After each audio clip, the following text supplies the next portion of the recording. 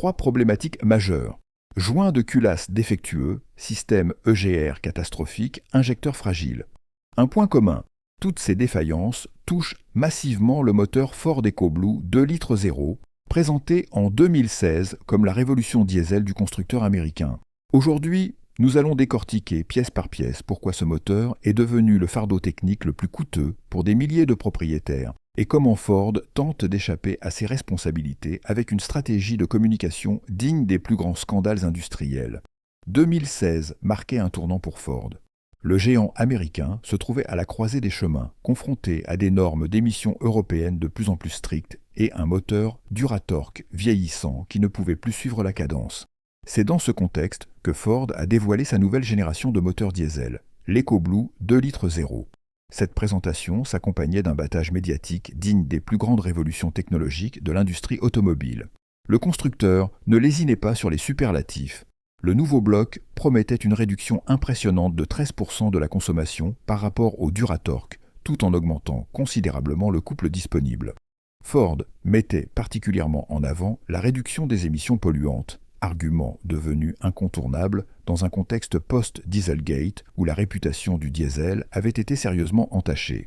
Le message était clair. Voici un diesel nouvelle génération, propre et économique. Sur le plan technique, Ford vantait une conception révolutionnaire avec une nouvelle chambre de combustion optimisée, un système d'injection à haute pression pouvant atteindre 2000 bars et un système EGR refroidi particulièrement sophistiqué.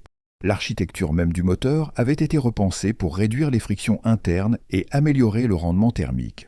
Le bloc en aluminium plus léger devait contribuer à l'allègement général du véhicule, un autre facteur de réduction de consommation. La stratégie marketing de Ford mérite qu'on s'y attarde.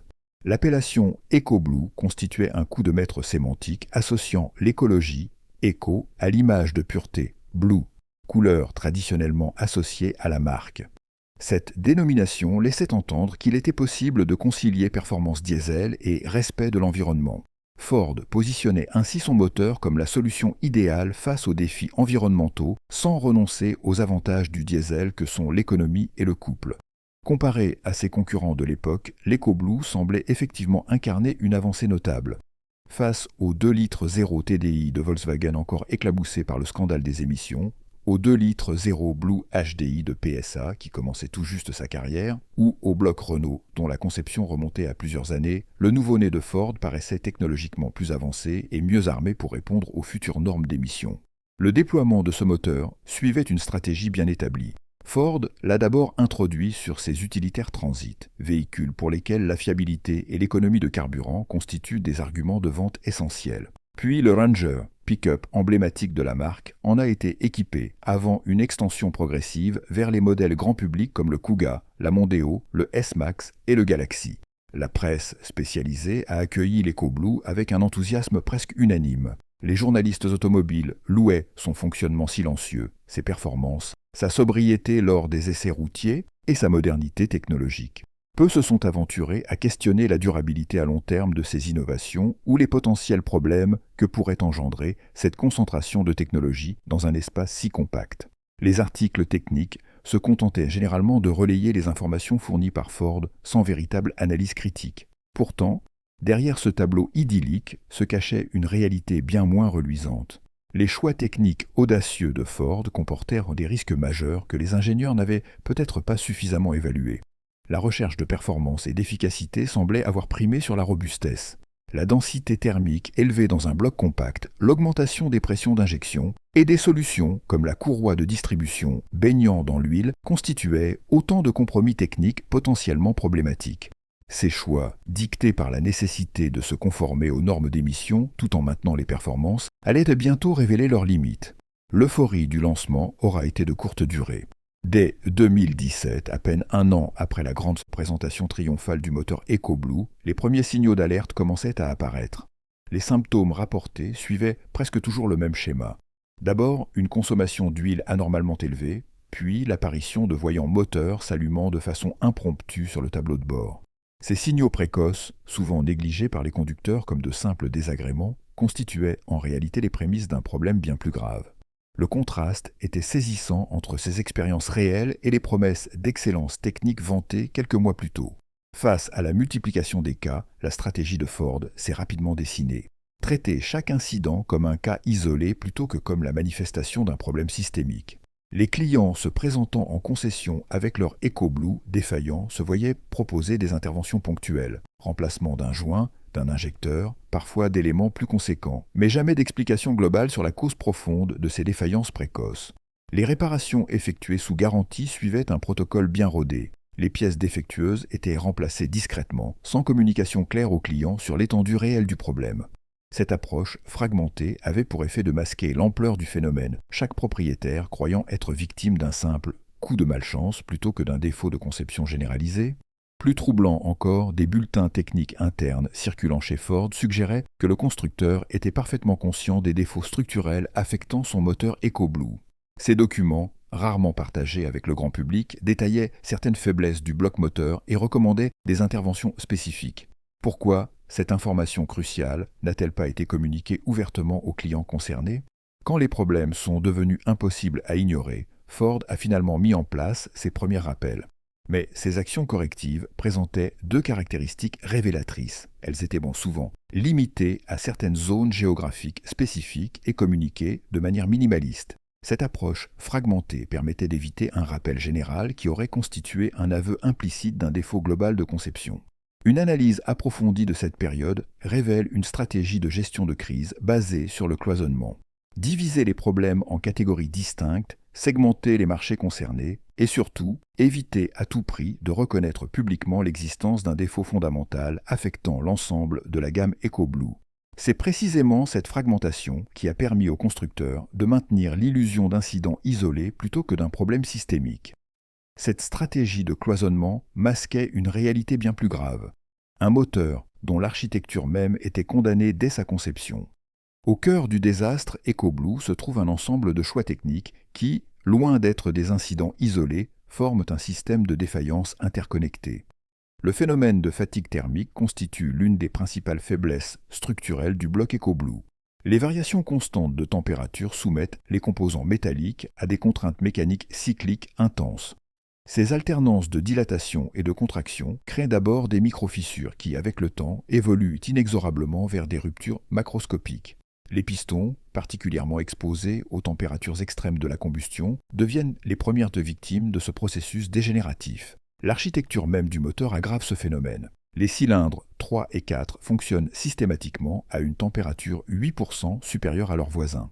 Cette disparité thermique n'est pas accidentelle mais résulte directement d'un choix de conception. Le positionnement du turbocompresseur et du filtre à particules à proximité immédiate de ces cylindres. Un ingénieur expérimenté aurait immédiatement compris que cette configuration créait une zone de surchauffe localisée, véritable bombe à retardement métallurgique. Ajoutons à ce tableau déjà sombre l'innovation désastreuse de la courroie de distribution baignant dans l'huile. Sur le papier, l'idée semblait séduisante, une meilleure lubrification pour réduire les frottements et prolonger la durée de vie de la courroie. Dans la réalité, cette courroie immergée est devenue le maillon faible du système, particulièrement vulnérable à toute altération de la qualité de l'huile. Or, c'est précisément là qu'intervient un autre défaut structurel, la dilution du carburant dans l'huile moteur. Ce phénomène, amplifié par les cycles de régénération fréquents du FAP et les températures excessives des cylindres 3 et 4, modifie radicalement les propriétés de l'huile. Sa viscosité diminue, compromettant son pouvoir lubrifiant. La courroie, censée être protégée par cette huile, se retrouve au contraire agressée par un mélange dont les propriétés chimiques sont dégradées. Un cercle vicieux implacable se met alors en place. Les régénérations du FAP provoquent des montées en température qui accentuent la fatigue thermique des pistons. Les microfissures qui en résultent favorisent la pénétration du carburant dans l'huile moteur. Cette dilution dégrade progressivement la courroie de distribution jusqu'à sa rupture catastrophique. Les dommages collatéraux sont alors considérables. Soupapes tordues, pistons percutés, culasses endommagées, autant de dégâts qui condamnent le moteur à un remplacement complet. Ford a tacitement reconnu ces problèmes structurels en modifiant discrètement les intervalles de remplacement de la courroie de distribution.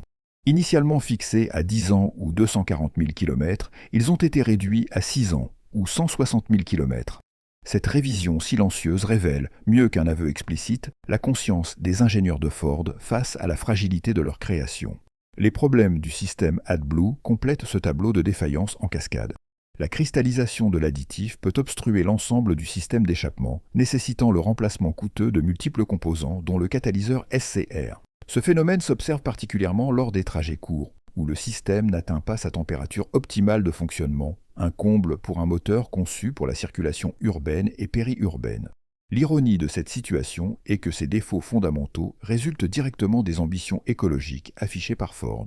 La réduction de cylindrée, downsizing, la multiplication des systèmes de post-traitement des gaz d'échappement, l'augmentation des pressions d'injection, toutes ces évolutions visant à réduire les émissions ont créé une machine thermiquement surchargée, incapable de supporter les contraintes auxquelles elle est soumise dans des conditions réelles d'utilisation.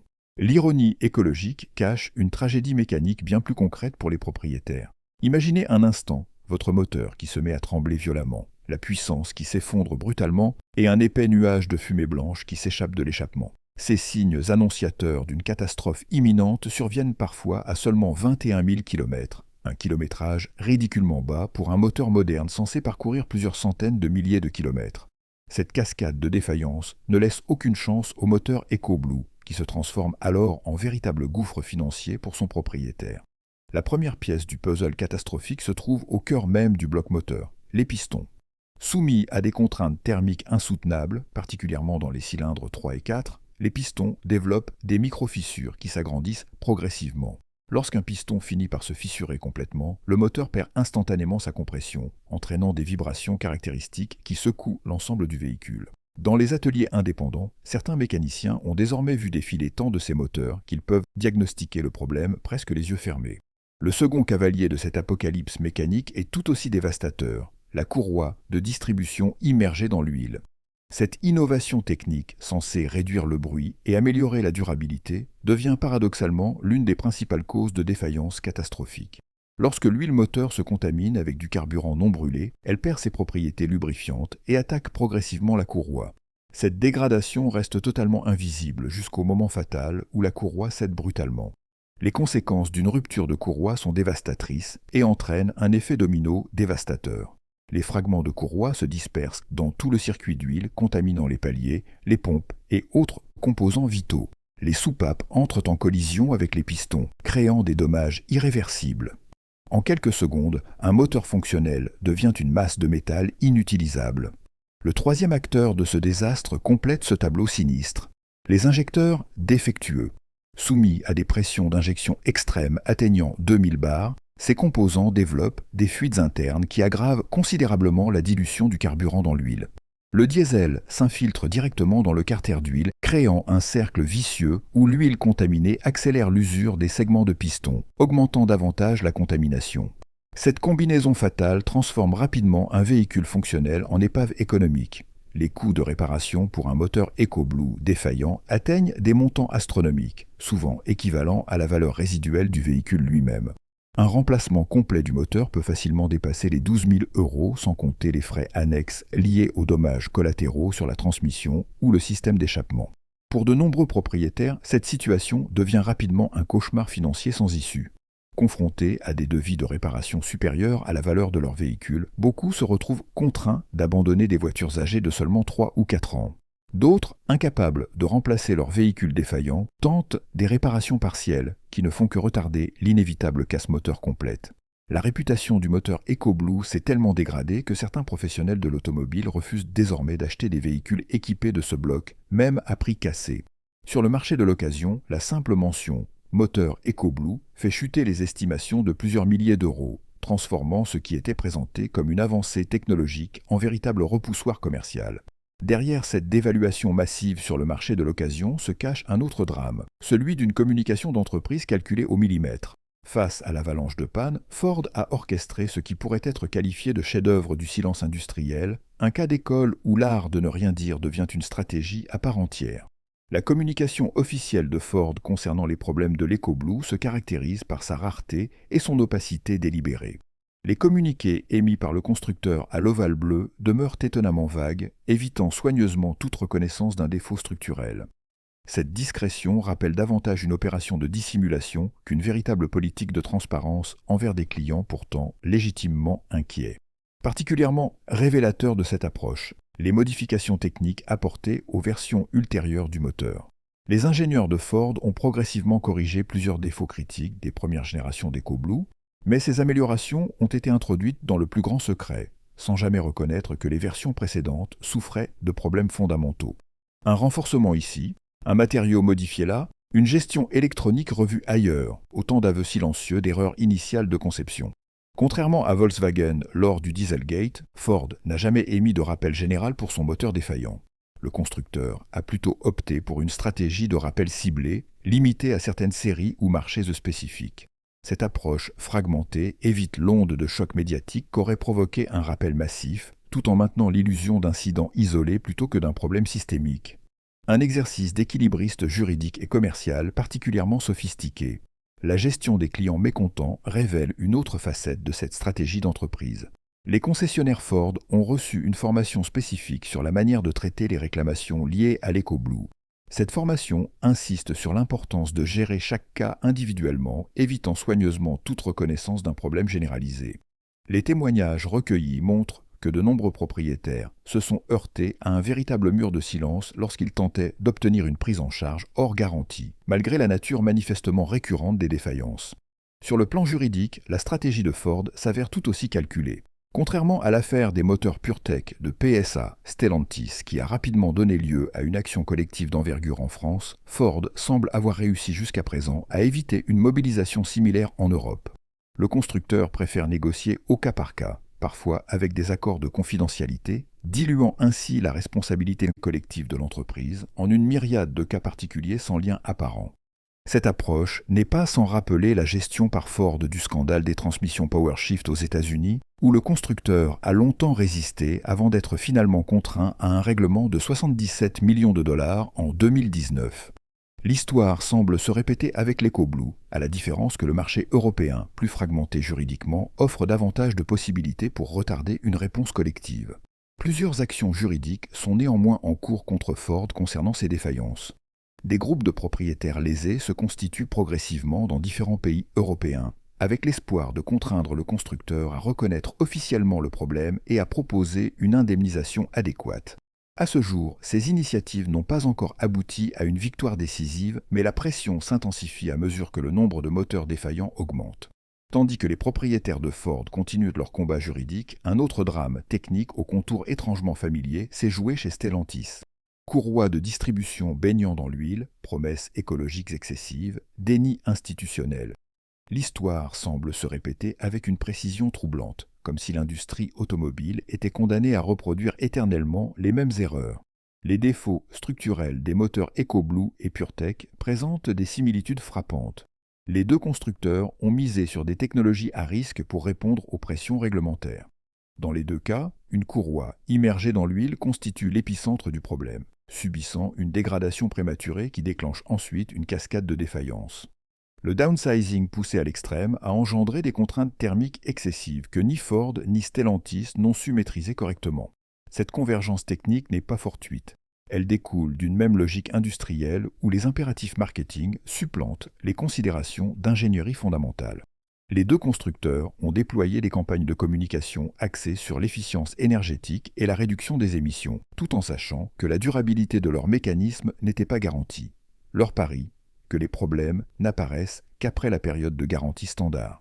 Face aux premières alertes, Ford comme Stellantis ont adopté une posture similaire. D'abord le déni, puis une reconnaissance partielle et tardive du problème. Cette stratégie de l'autruche s'est traduite par des modifications techniques discrètes sur les générations ultérieures de moteurs, sans jamais admettre officiellement l'existence d'un vice caché. Une forme de schizophrénie corporate où l'on corrige silencieusement ce que l'on refuse de reconnaître publiquement comme défectueux. Pour les propriétaires, la facture est salée dans les deux cas. Un moteur PureTech ou EcoBlue défaillant représente une catastrophe financière, avec des coûts de réparation oscillant entre 7 000 et 15 000 € selon les modèles. Cette somme, souvent supérieure à la valeur résiduelle du véhicule, transforme des voitures relativement récentes en épaves économiques. L'impact sur les ménages modestes, qui avaient souvent choisi ces motorisations pour leur supposée économie d'usage, est particulièrement cruel. Une différence notable apparaît cependant dans le traitement médiatique des deux affaires. Le scandale PureTech a bénéficié d'une couverture nettement plus importante dans les médias français. Cette disparité s'explique en partie par l'importance symbolique et économique de Stellantis sur le territoire national, mais également par une meilleure organisation des propriétaires lésés. La dimension champion national de PSA Stellantis a paradoxalement amplifié l'onde de choc médiatique, là où Ford, perçu comme un constructeur étranger, a suscité moins d'émoi collectif. Cette différence de traitement médiatique se reflète dans l'avancement des actions collectives. Les procédures contre Stellantis concernant le PureTech sont aujourd'hui plus structurées et avancées que celles visant Ford pour l'EcoBlue. Les avocats spécialisés ont rapidement identifié le potentiel juridique du dossier PureTech, attirant davantage de plaignants et consolidant des arguments plus robustes. Le précédent créé pourrait néanmoins servir de modèle aux propriétaires de Ford qui s'organisent progressivement à l'échelle européenne. L'impact sur la réputation des marques est également asymétrique. Stellantis a subi une dégradation plus marquée de son image en France, touchant au cœur sa crédibilité technique historique. Ford, positionné différemment sur le marché hexagonal, a relativement moins souffert en termes d'image, bien que la défiance envers son moteur EcoBlue soit désormais solidement ancrée dans les milieux automobiles avertis. Ces deux fiascos techniques révèlent une tendance profonde de l'industrie automobile contemporaine. La course effrénée à l'innovation marketing se fait au détriment de la fiabilité fondamentale. Les constructeurs semblent incapables d'intégrer les leçons des échecs passés, reproduisant les mêmes erreurs conceptuelles sous de nouveaux noms et packaging. Cette amnésie industrielle programmée constitue peut-être le plus inquiétant des parallèles entre ces deux affaires. Cette amnésie industrielle a un prix, mais qui le paie réellement? Contrairement aux idées reçues, ce n'est pas Ford qui assume les conséquences de ces erreurs techniques, mais des milliers de consommateurs ordinaires, souvent modestes, qui voient leurs économies englouties dans des réparations pharaoniques qu'ils n'auraient jamais dû avoir à supporter. La facture humaine des défaillances de l'EcoBlue dépasse largement le cadre mécanique. Prenons le cas de Guillaume, artisan plombier dans la région toulousaine. Son Transit Custom acheté neuf en 2018 représentait un investissement majeur pour son entreprise unipersonnelle. Lorsqu'à 78 000 km, le moteur a commencé à manifester les symptômes désormais classiques d'une défaillance imminente, le concessionnaire lui a présenté un devis équivalent à 3 mois de chiffre d'affaires. Sans véhicule pendant 5 semaines, Guillaume a non seulement perdu des clients, mais s'est également endetté pour financer cette réparation imprévisible. Pour les particuliers, le scénario s'avère tout aussi dramatique. Les familles qui avaient misé sur un Kuga ou un S-Max, séduites par les promesses d'économie à long terme, se retrouvent face à un cruel dilemme. Investir une somme colossale dans un véhicule dont la valeur marchande s'est effondrée ou abandonner leur voiture encore récente. Certains témoignages recueillis font état de situations financières catastrophiques, avec des propriétaires contraints de contracter des crédits à la consommation pour maintenir leur mobilité essentielle. Sur le marché de l'occasion, l'impact est dévastateur. Un véhicule équipé du moteur EcoBlue subit actuellement une décote supplémentaire de 15% à 25% par rapport à des modèles équivalents dotés d'autres motorisations. Cette pénalité financière frappe particulièrement les propriétaires qui souhaiteraient revendre leur véhicule avant l'apparition des premiers problèmes. Ainsi, la valeur résiduelle d'un véhicule présentant cette motorisation s'effondre bien au-delà de la dépréciation normale. Le préjudice psychologique ne doit pas être sous-estimé. De nombreux clients Ford exprimaient une loyauté quasi inconditionnelle envers la marque à l'ovale bleu. Aujourd'hui, ces mêmes fidèles se sentent profondément trahis, non seulement par la défaillance technique elle-même, mais surtout par l'attitude du constructeur face à leurs difficultés. Le stress chronique généré par l'anxiété d'une panne imminente transforme chaque trajet en épreuve pour de nombreux conducteurs. Les professionnels dépendants de leur véhicule comme outil de travail subissent des conséquences particulièrement graves. Un utilitaire immobilisé pour réparation majeure pendant plusieurs semaines représente une perte sèche considérable. Dans le secteur du transport de personnes ou de la livraison, plusieurs entrepreneurs individuels ont simplement dû cesser leur activité, incapables d'assumer simultanément le coût de remplacement du moteur et celui de la location d'un véhicule de substitution. Face à l'adversité, des initiatives citoyennes ont émergé spontanément. Des groupes d'entraide et des forums spécialisés ont vu le jour, permettant aux victimes des pannes de l'EcoBlue de partager leurs expériences et de s'organiser pour des actions collectives contre Ford. Ces communautés virtuelles jouent désormais un rôle crucial dans la diffusion d'informations précieuses et dans la coordination des recours possibles. Les recours individuels contre Ford ont été variés, avec des succès et des échecs rapportés, certains propriétaires ayant réussi à obtenir des réparations sous garantie, tandis que d'autres ont été confrontés à des refus. La jurisprudence reste inconsistante, avec des tribunaux rendant des décisions contradictoires selon les juridictions et les circonstances précises de chaque dossier. Cette hétérogénéité des jugements renforce le sentiment d'injustice chez les propriétaires lésés. Des actions collectives commencent à émerger en Europe, avec des groupes de propriétaires se réunissant pour faire valoir leurs droits face à Ford, bien que l'état des procédures varie d'un pays à l'autre. Au Royaume-Uni, un cabinet d'avocats spécialisé représente désormais plus de 700 propriétaires dans une action commune. En France, plusieurs associations de consommateurs ont initié des démarches similaires, quoique à un stade moins avancé. L'Allemagne et l'Espagne voient également des mouvements comparables prendre forme. Au-delà des tribunaux et des batailles juridiques, l'affaire EcoBlue révèle une fracture inquiétante dans l'industrie automobile moderne. Et si ce moteur n'était pas simplement un accident industriel isolé, mais plutôt l'illustration parfaite d'un système où le downsizing est poussé au-delà des limites physiques possibles par des équipes marketing déconnectées des réalités mécaniques? La course effrénée à la réduction des cylindrées, stratégie phare du secteur automobile depuis 2 décennies, s'est heurtée aux lois immuables de la physique. Les ingénieurs le savent depuis longtemps. Demander davantage de puissance à un moteur plus petit entraîne inévitablement des contraintes thermiques et mécaniques supérieures. Pourtant, le dogme du downsizing s'est imposé comme la solution miracle, ignorant délibérément ses principes fondamentaux de thermodynamique.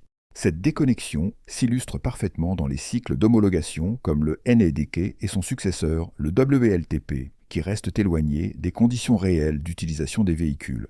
Ces procédures standardisées encouragent des conceptions de moteurs optimisés pour réussir des tests en laboratoire, au détriment de leur comportement dans la vie quotidienne. Les régénérations fréquentes du FAP, les sollicitations intenses sur autoroute ou les trajets courts répétés constituent autant de scénarios absents des cycles d'homologation mais cruciaux pour la longévité d'un moteur.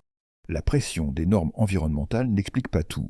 Ces réglementations, nécessaires sur le principe, ont été déployées selon un calendrier trop ambitieux, poussant les constructeurs à adopter des technologies non matures. L'EcoBlue en est l'exemple parfait. Une machine complexe, lancée prématurément pour satisfaire les exigences réglementaires, sans recul suffisant sur sa fiabilité à long terme. La responsabilité des constructeurs apparaît ici dans toute sa dimension éthique. Au nom de la protection de leur image de marque, ils préfèrent souvent le silence ou le déni plutôt que la transparence quand un défaut majeur est identifié. Cette stratégie court-termiste finit pourtant par coûter plus cher, tant en termes financiers que de réputation, comme l'illustre parfaitement le cas Ford. Les médias spécialisés portent également une part de responsabilité dans ce fiasco. Leur enthousiasme initial face aux annonces marketing et leur complaisance à l'égard des innovations supposées révolutionnaires laissent souvent place à un scepticisme tardif, une fois les problèmes devenus trop massifs pour être ignorés. Un journalisme automobile plus critique et moins dépendant des budgets publicitaires des constructeurs aurait peut-être permis d'alerter plus tôt sur les risques inhérents à certaines technologies.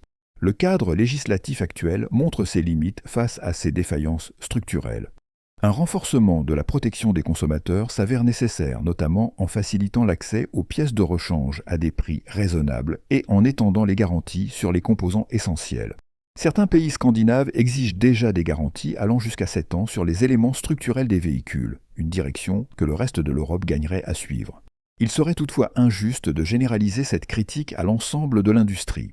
Certains constructeurs ont su résister à cette course au downsizing extrême, privilégiant des technologies plus éprouvées. Toyota, par exemple, a longtemps maintenu des moteurs de cylindrée supérieurs avec des taux de compression plus modérés, s'assurant ainsi une réputation de fiabilité inégalée, quitte à paraître moins innovant sur le papier. Quant à l'avenir du diesel, 2 scénarios se dessinent, soit une mort programmée, accélérée par ces scandales à répétition, soit une renaissance basée sur des conceptions plus robustes et moins extrêmes. La seconde option nécessiterait toutefois un changement radical de philosophie. Accepter qu'un bon moteur n'est pas celui qui promet les chiffres les plus impressionnants sur une brochure, mais celui qui fonctionne encore parfaitement après 300 000 km. L'histoire de l'EcoBlue nous révèle une réalité inquiétante sur l'industrie automobile contemporaine. Confrontés aux exigences environnementales, les constructeurs comme Ford ont privilégié l'image verte au détriment de la fiabilité fondamentale. Des experts environnementaux soulignent aujourd'hui que ces moteurs à durée de vie écourtée produisent un effet paradoxal. Leur impact écologique s'avère désastreux lorsqu'on considère l'augmentation des déchets automobiles et l'empreinte carbone liée au remplacement prématuré des véhicules. Le combat des propriétaires lésés s'organise progressivement, mais le chemin vers une reconnaissance officielle reste semé d'embûches. L'approche de Ford, minimisé, individualisé, fragmenté, a jusqu'ici permis d'éviter une confrontation judiciaire d'envergure. Cependant, l'accumulation des cas et l'organisation croissante des victimes pourraient contraindre le constructeur américain à assumer ses responsabilités, comme Stellantis a dû le faire pour ses moteurs PureTech. Cette affaire transcende le simple débat technique et pose une question fondamentale. À quoi bon créer des moteurs théoriquement plus propres s'ils terminent à la casse après seulement 80 000 km ?